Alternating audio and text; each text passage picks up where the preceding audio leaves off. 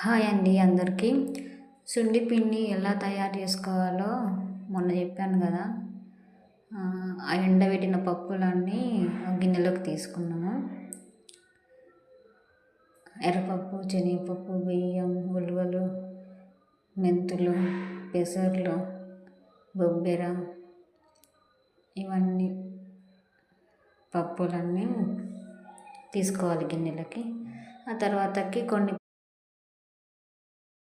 ఎండబెట్టాను కదా, సో అవి కూడా కొంచెం గ్రైండ్ చేసుకోవాలన్నమాట. అవి ఎండినాయి.